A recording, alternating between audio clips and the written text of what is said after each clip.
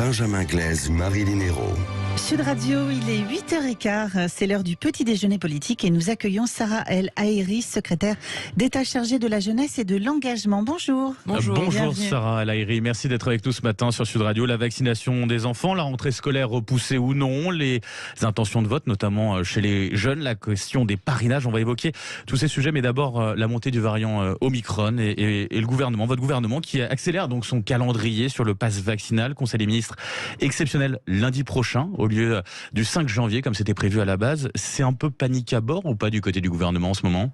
Non, c'est accélération aujourd'hui de la présence du variant, donc on accélère aussi. Vous savez, il n'y a pas de vacances avec le Covid, il n'y en a pas du tout. Et donc si on veut préserver un temps de pause, un temps de repos en famille, tout le monde tient à Noël. Tout le monde est un peu fatigué et tout le monde a envie d'avoir ce moment qui est important. Eh bien nous on fait quoi ? Eh bien on met les bouchées doubles pour que les soignants aient un maximum de doses, que ceux qui ont des brevets de secourisme puissent être présents. Avec les maires, on ouvre des centres de vaccination complémentaires. Et d'ailleurs, franchement, moi je dis chapeau bas à tous ceux qui permettent de la vaccination aujourd'hui partout dans notre pays, parce que hier, on a quand même dépassé des records, plus de 950 000 personnes vaccinées. Ça veut dire quoi ? C'est-à-dire des gens qui s'organisent pour trouver leur créneau, qui y vont de bonne volonté. Et face à tout ça, tu continues à être fier. Enfin, moi, en tout cas, je suis vachement fier de mon pays, parce que est-ce que c'est pas une forme de déni de démocratie, justement, en accélérant de cette façon-là, comme ça,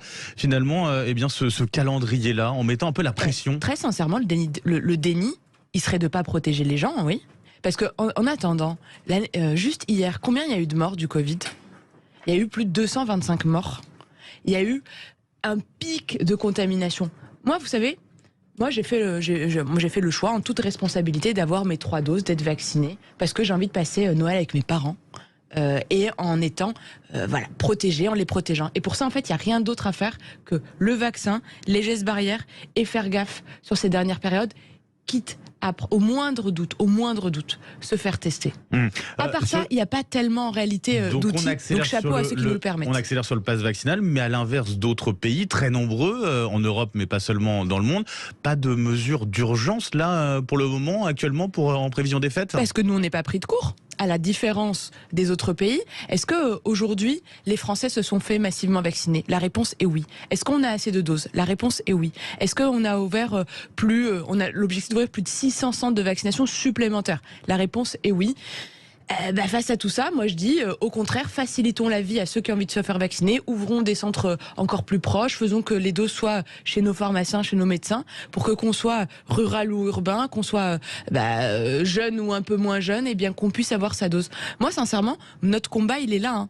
Et moi je dis à tous les jeunes qui ont envie de retrouver leur famille, parfois leurs frères, leurs sœurs, leurs grands-parents, profitez de ce temps-là, juste avant Noël, pour faire hyper attention, un maximum de distanciation, un minimum d'interaction sociale. Il reste quasiment rien avant de se retrouver en famille. Et le plus important, c'est de passer des fêtes de fin d'année, en toute sécurité. Et pour ça, oui, on se dote de nouveaux moyens. Oui, on met le pass vaccinal. Et oui, on se dote de ça dans le cadre d'une démocratie la plus vivante et en meilleure santé qu'il puisse y avoir, c'est-à-dire avec un débat parlementaire. Sarah El Haïry, ce week-end, vous avez affirmé que les personnes non vaccinées étaient des pro-virus. Vous maintenez toujours ces propos ? En fait, pour moi, c'est assez clair, oui. J'ai pas. Est-ce que c'est la meilleure façon ? Est-ce que c'est la meilleure façon finalement de dire aux non vaccinés, justement, de se vacciner ? Ça fait 2 ans et demi qu'on dit aux non vaccinés de se faire vacciner, non pas parce que ça me fait plaisir ou ça nous fait plaisir. Enfin, franchement, c'est parce que ça leur permet à eux d'être en bonne santé, aux gens qui les entourent et qu'ils aiment quand même au passage d'être protégés, et au passage de ne pas totalement, obliger... il faut préciser. Ah bien sûr que si. Quand on est vacciné, on risque 90 fois moins de se retrouver à l'hôpital, en réanimation et de mourir du Covid. Si on considère que ça, ce n'est pas de la protection, je ne sais pas ce que c'est. La protection du vaccin, c'est de ne pas se retrouver à l'hôpital, en réa et en mourir. C'est ça la réalité. Ça baisse le risque. Est-ce que ce virus tue ? Oui.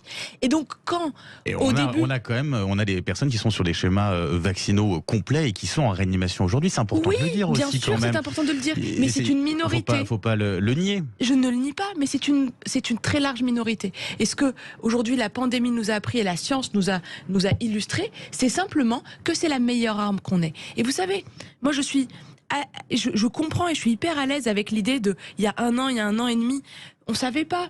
On savait pas ce que ça faisait comme effet secondaire. On savait pas quelle allait être la protection. Et très sincèrement, c'est normal de se poser des questions. Enfin, franchement, c'est même plutôt sain de se dire comment je fais, quel est le cycle. Mais au bout de 2 ans et demi, quand t'as la terre entière qui se fait vacciner, que aujourd'hui le vrai sujet c'est d'avoir des doses, d'avoir un schéma vaccinal complet, de se protéger, que tu vois qu'au bout de 2 ans et demi, les hôpitaux aujourd'hui, ils sont quand même fatigués parce qu'il y a des relents de variants après variants. Non. La science a suffisamment illustré la pertinence du vaccin pour dire aux non-vaccinés, là, c'est le moment d'avoir un acte de responsabilité individuelle supplémentaire. On a quand même parce le que la PDG responsabilité qui dit collective, elle est là. lui-même que sur la 3e dose, pour le coup, il y a encore plein d'incertitudes. Voilà, combien de temps ça va permettre? C'est un coup de booster. Combien de temps ça va permettre de se protéger? On a Israël qui commence la 4e dose pour les soignants, pour les personnes de moins de 60 ans. Vous comprenez que pour certains, il y a une forme de fatigue là-dessus, de se dire, on va se faire vacciner combien de fois? Totalement. Voilà. Mais alors la question c'est, est-ce qu'on est fatigué et on se dit combien de fois je vais me faire vacciner, ou est-ce que je prends le risque de mourir et de me retrouver en réa? Moi, vous savez, mon choix il est très vite fait.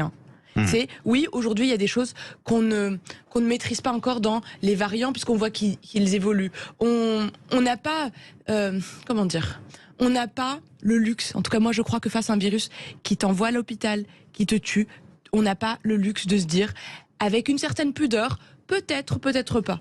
Aujourd'hui, le vaccin, il protège. C'est le meilleur bouclier qu'on ait. C'est simple. Il faut se faire vacciner. Et de toute façon, ceux qui ne veulent pas se faire vacciner, ils prennent des risques. Pour eux, c'est vrai. Mais ils mettent en risque les autres. Et c'est pour ça que je leur dis, mais autant au début, je comprends. Mais là, pas avec autant de recul, pas avec le monde entier qui est en train qui ne cherche qu'une chose, se protéger. Sur la vaccination des 5-11 ans, elle débute aujourd'hui, donc cette campagne de vaccination des 5-11 ans, le taux d'incidence particulièrement élevé, inquiétante chez les jeunes, chez les enfants. Pourquoi ne pas se laisser une semaine de marge finalement, en repoussant de quelques jours, d'une semaine, la rentrée, pour avoir justement cette période d'incubation, pour être sûr qu'il n'y ait pas de soucis à la rentrée? On a le cap sur l'école, il a toujours été le même, mais depuis le début de la pandémie, depuis le début de la crise.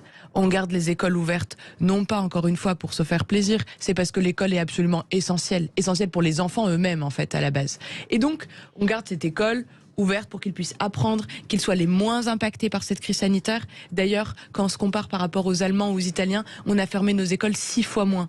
Et pourquoi ? Parce que finalement on voit que quand tu mets pas les enfants à l'école, eh bien il y a des questions de retard d'apprentissage. On démultiplie les inégalités parce que tout le monde n'apprend pas de la même manière. S'il a ses parents pour l'aider, s'il a un ordinateur, si finalement il est 1 ou 3 dans la même chambre. Eh bien face à tout ça, notre pays, notre modèle social, c'est de protéger ces petits-là. Ces petits, les protéger, c'est les mettre à l'école. Est-ce qu'elle peut devenir obligatoire d'ailleurs cette vaccination des enfants, ou entrer dans une forme de passe sanitaire, de passe vaccinal? C'est envisageable à l'avenir? Non, ça pourrait se faire. Vous savez, cette crise, elle nous a appris une chose. Jamais dire jamais.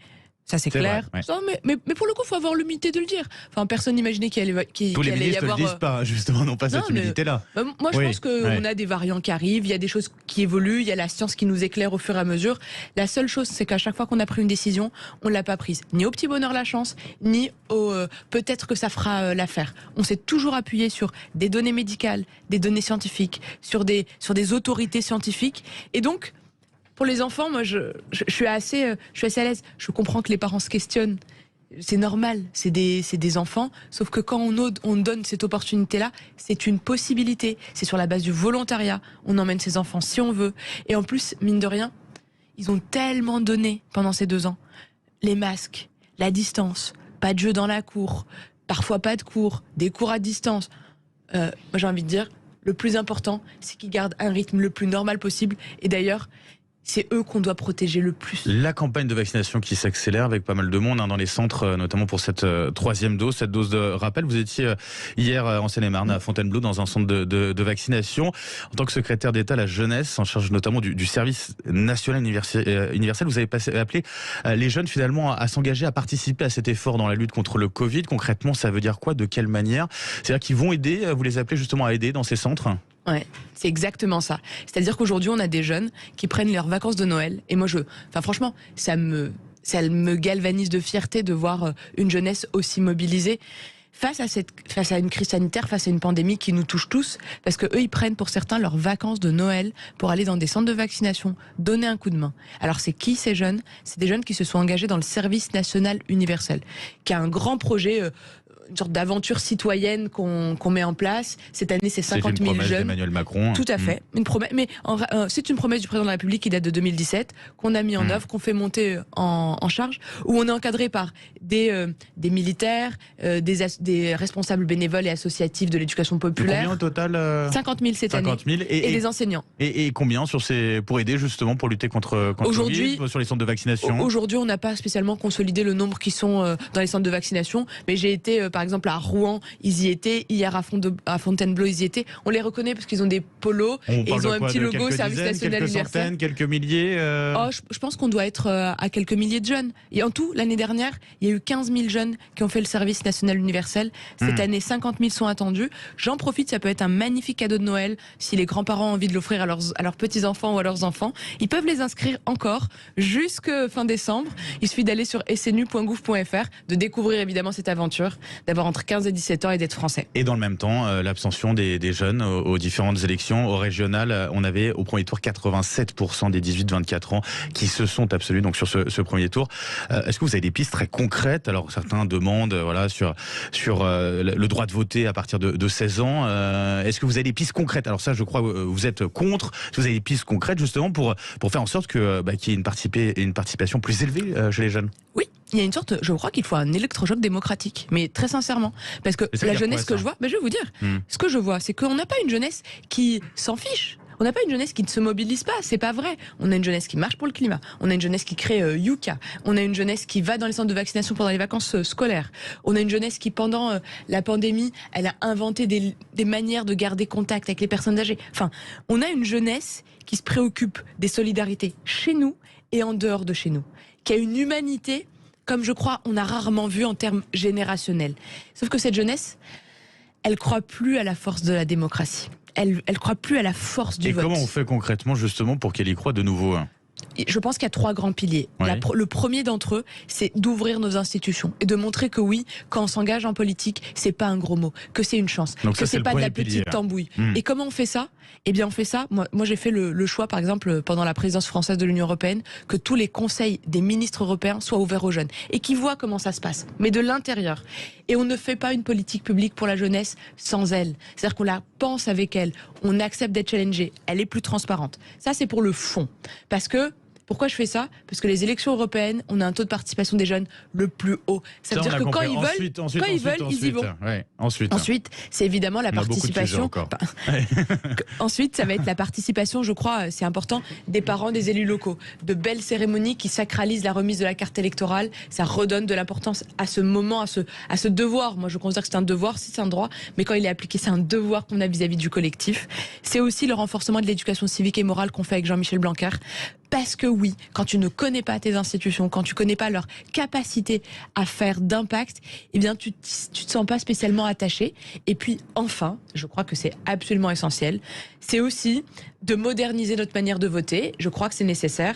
Faciliter les inscriptions sur les listes électorales, peut-être sur les campus, moi en tout cas j'y crois. Ouais. Permettre de télécharger sa carte électorale de manière numérique pour la rendre plus accessible. Aller à une meilleure accessibilité de l'information électorale vers les documents, les programmes. Et enfin, au-delà des procurations, peut-être ouvrir la question du vote à distance, du vote électronique et certainement, moi je crois que c'est important, mais ma famille politique l'a toujours porté, la proportionnelle qui permet que chaque vote compte et donc effectivement qui remobilise les jeunes. Ouais.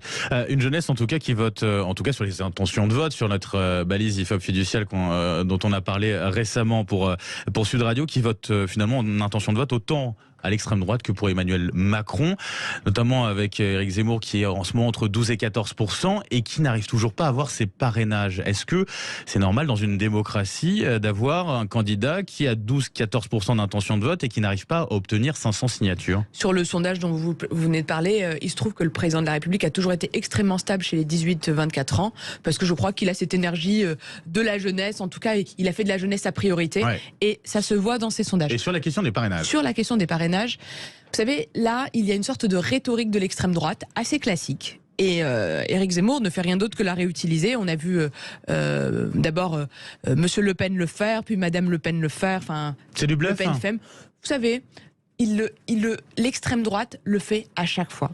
À chaque fois, c'est la même chose. C'est je ne vais pas avoir mes parrainages. Vous allez passer, on va passer des discours de haine, des discours racistes, des discours de fracture qu'on a pu entendre dans ces discours, à un moment qui va être un moment de victimisation. C'est le système se retourne, je ne peux pas les avoir, je n'y arrive pas. C'est simple. Donc pour vous, c'est faux là-dessus? Non, c'est simple. C'est une stratégie. En tout cas, c'est une stratégie d'extrême droite, ça c'est une certitude. Par contre, ce qui est simple, c'est que c'est un temps démocratique. Les parrainages, c'est le premier contact du candidat Zemmour à une réalité démocratique. Qui donne ces parrainages? Des maires, des conseillers régionaux, des conseillers départementaux, des élus. Évidemment, et heureusement qu'ils ne sont pas anonymes. Vous savez, quand vous élisez quelqu'un, vous lui donnez la responsabilité. Parle de pression sur certains élus. Écoutez, il y a plusieurs choses.